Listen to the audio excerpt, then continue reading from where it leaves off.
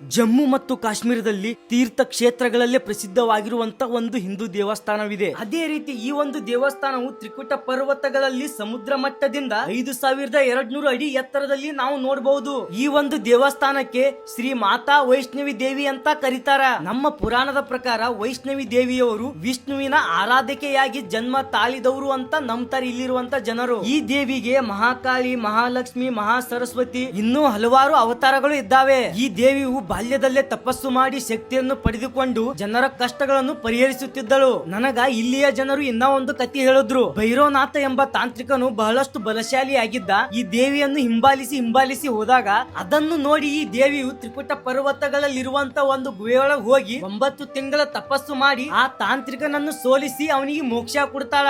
ಮತ್ತ ಅಲ್ಲೇ ಒಂದು ದೇವಸ್ಥಾನ ನಿರ್ಮಿಸಿ ಶ್ರದ್ಧೆಯಿಂದ ಭಕ್ತಿಯಿಂದ ಬರುವಂತ ಭಕ್ತರಿಗೆಲ್ಲರಿಗೂ ಆಶೀರ್ವಾದ ನೀಡುತ್ತಾಳ. ಅದೇ ರೀತಿ ದೇವಿಯ ದರ್ಶನಕ್ಕೆ ಹೋದ ಪ್ರತಿಯೊಬ್ಬ ಭಕ್ತರು ಭೈರವನಾಥನ ದರ್ಶನವನ್ನು ಪಡ್ಕೋಬೇಕು. ಅವಾಗಷ್ಟೇ ನಿಮ್ಮ ಒಂದು ಯಾತ್ರೆ ಕಂಪ್ಲೀಟ್ ಆಗ್ತದ. ನೀವೇನಾದ್ರೂ ಈ ದೇವಿಯ ದರ್ಶನ ಪಡ್ಕೋಬೇಕಂತಂದ್ರೆ 13 ಕಿಲೋಮೀಟರ್ ಟ್ರೆಕ್ಕಿಂಗ್ ಮಾಡ್ಬೇಕು, ಅಂದ್ರೆ ನಡ್ಕೋತ ಹೋಗ್ಬೇಕು. ಈ ದೇವಿಯ ದರ್ಶನಕ್ಕಾಗಿ ಒಂದು ದಿನದಲ್ಲಿ ಸಾವಿರಾರು ಭಕ್ತರು ಬರ್ತಾರ ದರ್ಶನಕ್ಕಾಗಿ. ನೀವೇನಾದ್ರೂ ಬರ್ಬೇಕಂತ ಪ್ಲಾನ್ ಮಾಡ್ತಾ ಇದ್ರೆ ಅದೇ ಯಾವ ರೀತಿ ಬರಬೇಕು, ಎಲ್ಲಿಂದ ಸ್ಟಾರ್ಟ್ ಮಾಡ್ಬೇಕು ಜರ್ನಿ ಅಂತ ಹೇಳ್ತೀನಿ ನೆಕ್ಸ್ಟ್ ವಿಡಿಯೋದಾಗ. ಈ ದೇವಿಯ ಇತಿಹಾಸದ ಬಗ್ಗೆ ನಿಮ್ಗೆ ಏನಾದ್ರೂ ಮೊದಲೇ ಗೊತ್ತಿತ್ತ ಕಮೆಂಟ್ ಬಾಕ್ಸ್ ತಿಳಿಸ್ರಿ. ನನಗೆ ಎಷ್ಟು ಗೊತ್ತದ ಅಷ್ಟೇ ಹೇಳಿದ್ದೀನಿ. ಪ್ರತಿಯೊಬ್ಬರು ವಿಡಿಯೋನ ಶೇರ್ ಮಾಡ್ರಿ ಆದಷ್ಟು. ಹಾಗೆ ನನ್ನ ಒಂದು ಅಕೌಂಟಿಗೆ ಫಾಲೋ ಮಾಡ್ರಿ. ಮತ್ತೆ ನಾಳೆ ಸಿಗಮ್ರಿ.